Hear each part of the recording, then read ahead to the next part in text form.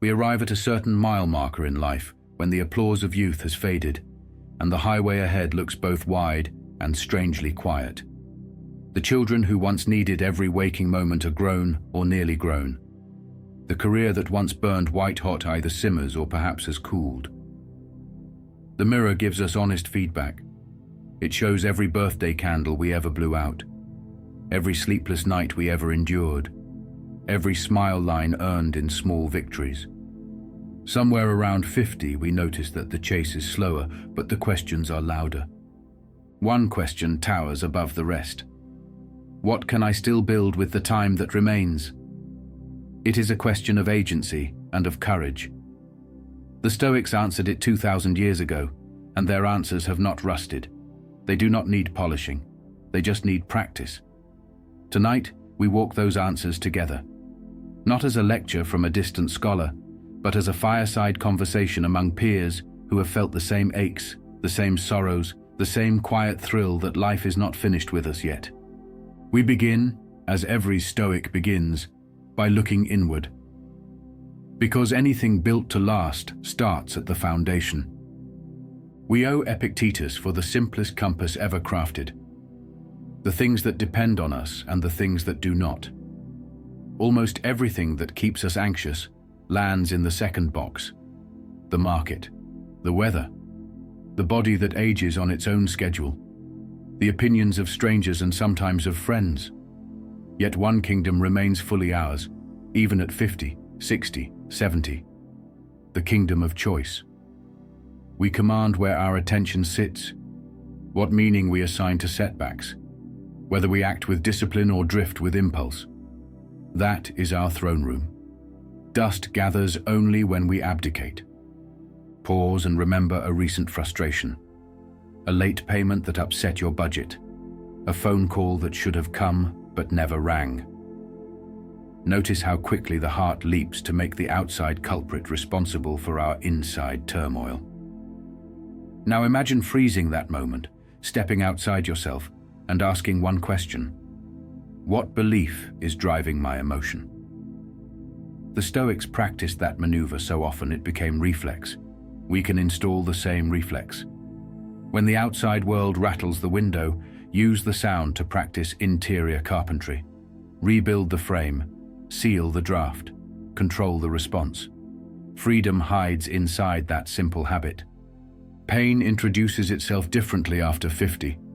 Gone is the youthful bounce back in a single weekend. The knee talks longer after a hike.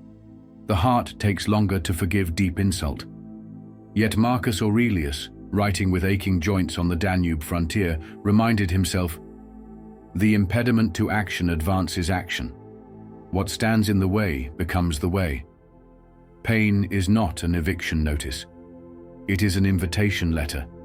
An invitation to smaller steps done with better form. An invitation to harder conversations done with gentle tone. An invitation to ask whether the discomfort in front of us is teaching endurance, humility, or perhaps the art of letting go. Consider the morning you woke stiff and tempted to skip the walk.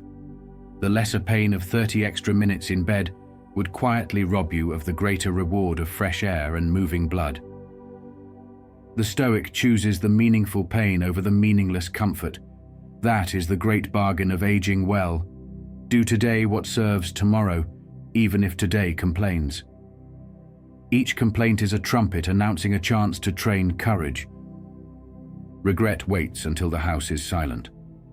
It drags in the box of old letters, unsigned cards, business ideas scribbled in a notebook that never saw daylight. For some, regret launches an unending court case that always finds us guilty. The Stoic chooses a different courtroom. Regret walks in as evidence, not as executioner. We review it, we note the teachable moment, and we file it under lessons learned rather than permanent shame. Seneca wrote to a young friend, "He who has learned to forgive himself closes the door to despair." We can do the same. When regret appears, greet it politely, extract its wisdom, and make it earn you compound interest through wiser action. Take the friendship that faded a decade ago. Maybe pride walled off the apology.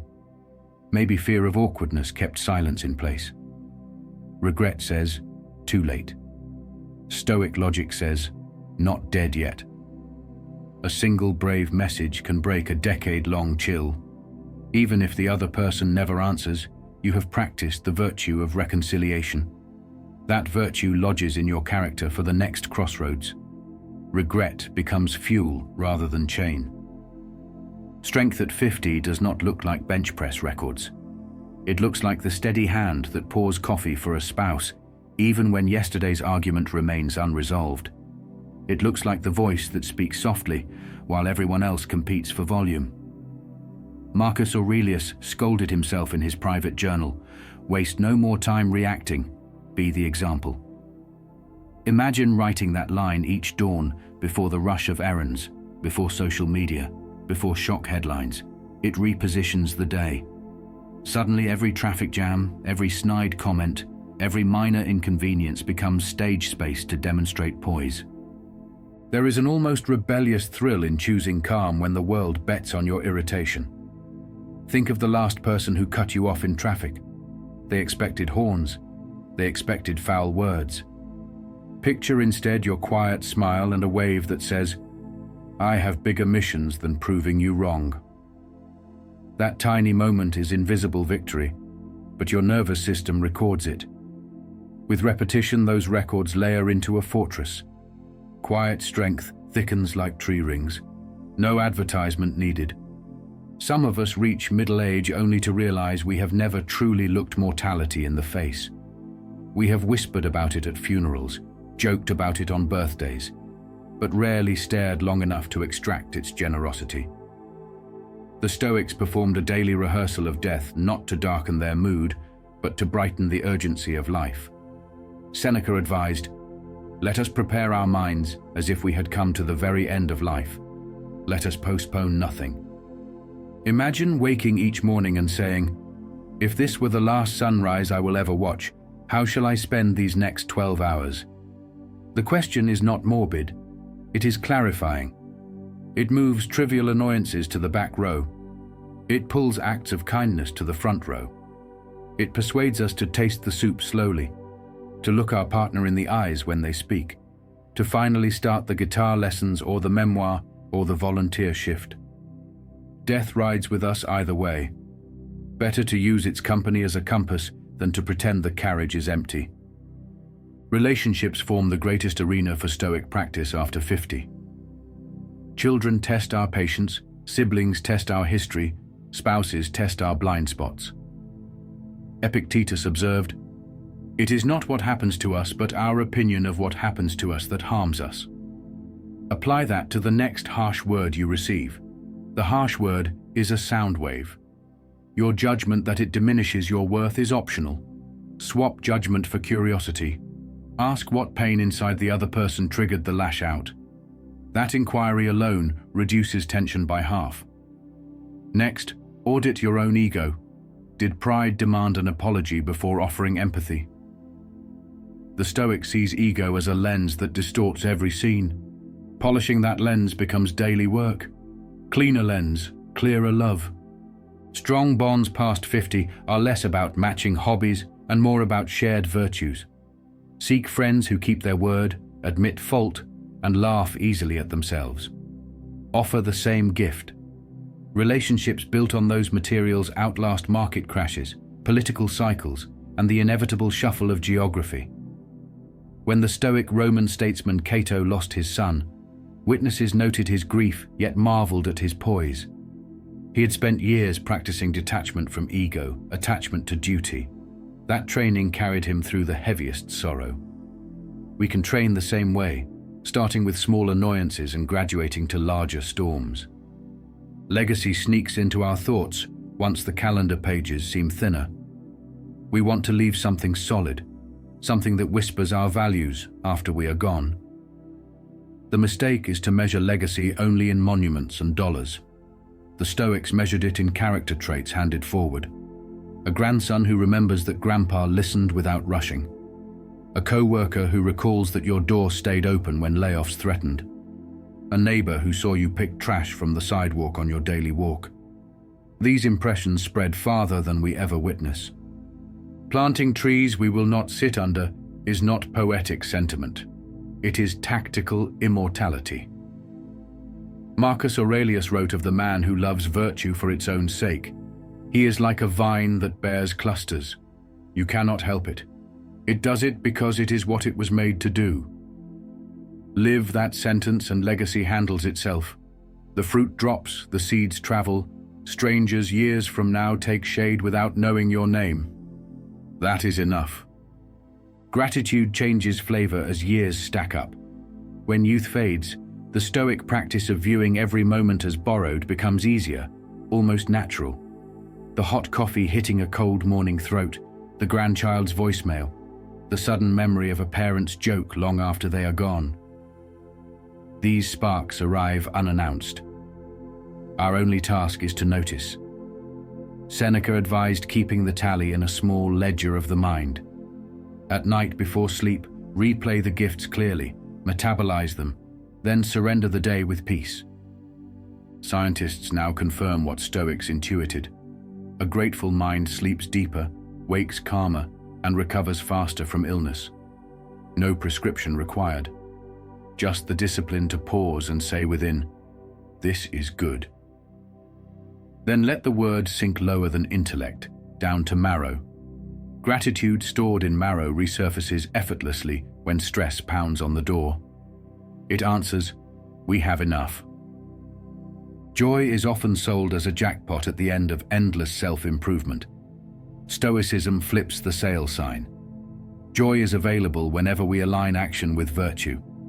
That alignment can happen sweeping the kitchen, paying a bill, encouraging a stranger online. Joy is the quiet hum of integrity. Hide and seek for children becomes hide and seek for adults when we forget that principle.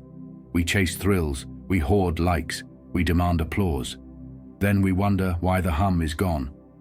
The Stoic returns to simple action, aligned with character.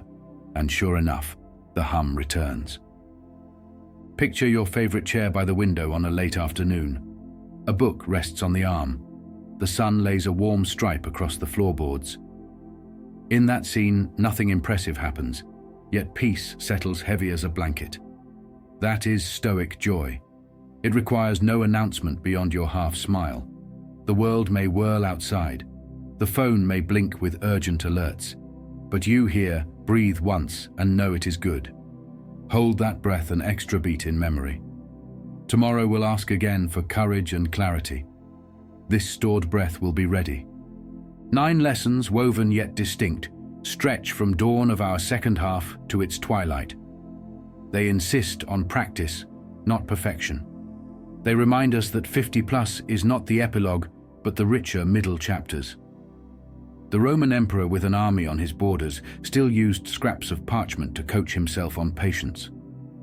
The slave born in Phrygia taught crowds of free citizens how to claim inner liberty. The senator who opposed Caesar knew he might die for principle, yet he wrote that principle onto his soul in letters fire could not burn. We share their blood in metaphor, if not in lineage. We share the limited hours, the unpredictable weather of fortune, the fragile bodies that house invincible wills. Each dawn invites us to test the material of that will against whatever the day arranges. Some days will be sweet, some will be sour, all will be usable. So we part with one final exercise. Before sleep tonight, sit upright, feet flat, hands relaxed. Speak aloud if privacy permits. Whisper if it does not. Nothing outside my mind can steal my peace without permission. Tomorrow I will guard that peace by remembering what truly depends on me. Let the words hover. Let them sink. Then rest. If this journey together stirred something awake, pass it forward. A spouse, a friend, a son or daughter scrolling through doubt. Invite them to this circle. The Stoics never kept their fire to themselves. They built bigger fires and pulled more travelers from the cold. We can do the same now. Until our next conversation, keep the embers warm. The road ahead is still long enough for many victories, and we will walk it side by side.